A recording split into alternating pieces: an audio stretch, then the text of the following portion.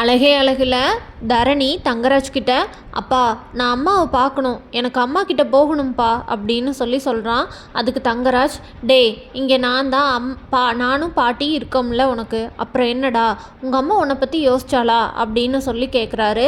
அதுக்கு தரணி, இல்லைப்பா ப்ளீஸ் நான் அம்மா கிட்ட போகணும், எனக்கு இந்த சுண்டல் பிடிக்கவே இல்லை, நான் எதுவுமே சாப்பிட மாட்டேன் அப்படின்னு சொல்லிட்டு அழுகிறான் தரணி. உடனே தங்கராஜ், சரி இங்கே வா தங்கம், ஆனால் நான் அம்மா கிட்ட இப்போ உன்னை கூட்டிகிட்டு போவேன், நான் சொல்கிற மாதிரி தான் நீ அம்மா கிட்ட பேசணும், ஓகேவா அப்படின்னு சொல்கிறாரு. இதை கேட்ட தரணி, சரிப்பா நீங்கள் சொல்கிற மாதிரியே நான் செய்கிறேன் அப்படின்னு சொல்கிறாரு. இப்போது தங்கராஜ் தரணிக்கிட்ட, இங்கே பாரு தங்கம், நீ அம்மாவை ரொம்ப மிஸ் பண்ணுறல்ல, நான் இப்போ உன்னை அம்மா கிட்டே கூட்டிகிட்டு போனோடனே நீ அம்மாவை ஓடி போய் வேகமாக இறுக்கமாக கட்டி பிடிச்சிட்டு அழுன்னு அழுகணும். ஏன்னா இப்போ நீ வீட்டில் அழுதல்ல, அம்மா நான் உன்னை ரொம்ப மிஸ் பண்ணுறேன், நீ என் கூட வந்துருமா, நம்ம வீட்டுக்கு போகலாம் அப்படின்னு சொல்லணும் நீ, ஓகேவா அப்படின்னு சொல்கிறாரு தங்கராஜ்.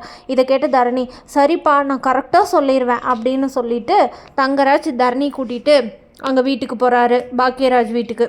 தங்கராஜ் பேசுகிறதெல்லாம் கேட்டுட்டு இருந்த அவங்க அம்மா, நல்லா இருக்குடா தங்கராஜ், ஒன்னால் உன் பொண்டாட்டியை கூட்டிகிட்டு வர முடியல, அதனால் பையனை வச்சு காய் நகர்த்துறியா, சரி நீ என்னமோ பண்ணு, ஆனால் அவளை ஃபஸ்ட்டு கூட்டிகிட்டு வாடா அப்படின்னு சொல்கிறாங்க. இதை கேட்ட தங்கராஜ், அம்மா நீங்கள் கொஞ்சம் நேரம் அமைதியாக இருங்கம்மா அப்படின்னு சொல்லிட்டு தங்கராஜோட பையனை தரணியை கூட்டிகிட்டு தங்கராஜு பாக்கியராஜ் வீட்டுக்கு போகிறாரு காரில். பாக்கியராஜ் வீட்டுக்கு போனதுன்னே தரணி அவங்க அம்மா கிட்ட ஓடி போய் கட்டி பிடிச்சிட்டு, அம்மா என்னை ஏமா விட்டுட்டு வந்த, ஸ்கூல் முடிகிற வரைக்கும் இருந்து என்னை உன் கூடையே கூட்டிகிட்டு வந்துருக்கலாமல்லம்மா அப்படின்னு சொல்கிறான் அந்த பையன். அதை கேட்டோடனே தங்கராஜ் ரொம்ப ஷாக் ஆகிடுறாரு. என்னடா இவன் இவ்வளோ தூரம் சொல்லி கொடுத்துட்டு வந்திருக்கோம், ஆனால் இங்கே வந்து அவங்க அம்மாவை பார்த்தோன்னே அப்படியே மாறிட்டான் பாரு அப்படின்னு நினச்சிக்கிறாரு மனசில். அப்புறம் உடனே, மாமா இங்கே பாருங்கள், நான் பண்ணது தப்பு தான், எனக்கு என் குடும்பம் முக்கியம், என் குழந்தைங்க முக்கியம், நாங்கள் எல்லோரும் ஒன்றா இருக்கிறது முக்கியம், நான் இத்தனை நாளாக நான் என்னைக்காவது ரேவதியை கை வச்சிருப்பேனா நீங்களே சொல்லுங்கள் அப்படின்னு சொல்கிறாரு. ஏதோ ஒரு நாள் நான் அவசரப்பட்டுட்டேன், அதுக்காக இப்படி நானும் ரேவதியும் தனியாக இருக்கிறது என்னால் தாங்கிக்க முடியல. ஏன் கை வச்சதில்ல, சுரேஷ் கல்யாணத்துக்கு முந்தின நாள் எல்லாரும் இருக்கும்போது ரேவதி நீங்கள் கை நீட்டி அடிக்கல அப்படின்னு சொல்கிறாரு பாக்கியராஜ். அதுக்கு, மாமா சொன்னதை கொஞ்சமாவது புரிஞ்சுக்கோங்க மாமா, நான் உங்ககிட்ட பேசல, இங்கே பாரு ரேவதி, நீ சொல்லு ரேவதி உங்கள் அண்ணனுக்கு, உங்கள் அண்ணன் புரியாமல் பேசிகிட்டு இருக்கான் அப்படின்னு சொல்கிறாரு தங்கராஜ். இதை கேட்ட ரேவதி எதுவுமே பேசாமல் இருக்காங்க. இவருக்கு நேரத்துக்கு சோறு கிடச்சிருக்காது, அதனால தான் 2 நாளில் இங்கே வந்துட்டார் என்னை கூட்டிகிட்டு போகிறக்கு அப்படின்னு ரேவதி அழகுமதிக்கிட்டேயும் அழகுமலர்கிட்டையும் சொல்கிறாங்க. அழகுமதியும் அழகுமலரும் எதுவும் பேசாமல் என்ன பண்ணுறதுன்னு தெரியாமல் நின்றுட்டுருக்காங்க. என்ன சொன்னாலும் சரி, ரேவதியை நான் உங்கள் கூட அனுப்புகிறதா இல்லை அப்படின்னு சொல்கிறாரு பாக்கியராஜ். இதை கேட்ட ராகவன், டேய் நீ கொஞ்ச நேரம் சும்மாரு அப்படின்னு சொல்கிறாரு.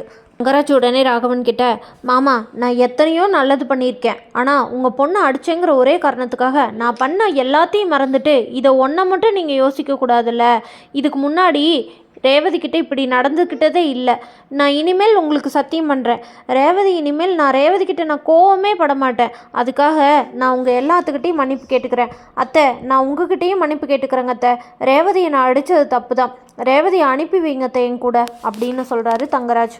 ராகவன் உடனே பாக்கியராஜை, டே பாக்கியராஜ் இங்கே வா அப்படின்னு சொல்லிட்டு தனியாக ரூமுக்கு கூட்டிகிட்டு போகிறாரு. ரூமுக்கு கூட்டிகிட்டு போயிட்டு பாக்கியராஜ்கிட்ட, இங்கே பாரு பாக்கியராஜ், அவங்க 2 பேர் புருஷன் பொண்டாட்டி, இன்னைக்கு அடிச்சுக்குவாங்க நாளைக்கு சேர்ந்துக்குவாங்க, இந்த சண்டையில் நம்ம தலையிடக்கூடாது புரியுதா அப்படின்னு சொல்கிறாரு. அதுக்கு பாக்கியராஜ், அப்பா நீங்கள் இப்படி பண்ணுறனால தான் அந்த ஆள் ரொம்ப ஓவராக பண்ணிகிட்ருக்காரு, நம்ம ரேவதி இப்போ அனுப்பணும், இவர் இங்கேருந்து ரேவதியை கூட்டிகிட்டு போய் தேவையில்லாமல் ரேவதி அங்கே கஷ்டப்படுத்துவாருப்பா. சரி பாக்கியராஜ், ரேவதி இங்கே எத்தனை நாள் வச்சுக்குவ, அப்பா நான் சாகிற வரைக்கும் ரேவதி இங்கே வச்சுக்குவேன்ப்பா, அவளை நான் நல்லா பார்த்துக்க மாட்டேன்னு சொல்கிறீங்களா அப்படின்னு கேட்குறாரு.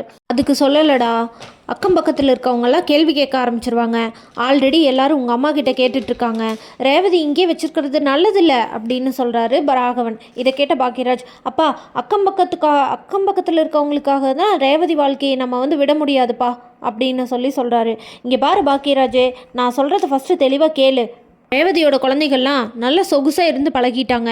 ரேவதியும் கல்யாணத்துக்கு அப்புறம் நல்ல சொகுசாகவே இருந்து பழகிட்டா. இங்கே நீயே பாரு, ரேவதியை உன் ரூமில் படுக்க வச்சுட்டு நீ டெய்லி வெளியே வந்து படுத்துட்ருக்குற. நம்ம எல்லாத்தையுமே யோசிக்கணும்டா அப்படின்னு சொல்கிறாரு ராகவன். அதுக்கு பாக்கியராஜ், ஏப்பா இந்த வீடு நம்மளுக்கு போதாதா, நம்ம வேறு நல்ல வீடு கட்டாமையாக போயிடுவோம் அப்படின்னு சொல்கிறாரு.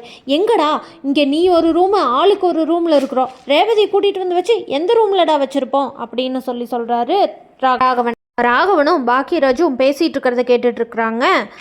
ரேவதி இதை கேட்டோன்னே ரேவதிக்கு நம்ம அப்பாவே நம்மளை அவர் கூட அனுப்பிச்சி வைக்கணும்னு நினைக்கிறாங்க, நம்ம ஏன் இங்கே இருந்துட்டு அண்ணனை சிரமப்படுத்தணும் அப்படின்னு சொல்லிட்டு ரேவதி வேகமாக உள்ளே போய் நான் இங்கேருந்து கிளம்புறேன் அப்படின்னு சொல்லிட்டு அங்கேருந்து கிளம்பிடுறாங்க. ரேவதி கிட்ட பாக்கியராஜ், இங்கே பாரு ரேவதி, நீ எதுக்காகவும் போக வேண்டாம் அப்படின்னு சொல்கிறாரு. அதை கேட்டு ரேவதி, இல்லைண்ணே நான் போகிறது தான் சரி அப்படின்னு சொல்லிட்டு அங்கேருந்து கிளம்பிடுறாங்க ரேவதி தங்கராஜ் கூட போயிடுவாங்களான்னு தெரிஞ்சுக்க நம்ம சேனலை மறக்காமல் லைக், ஷேர் அண்ட் சப்ஸ்கிரைப் பண்ணிக்கோங்க.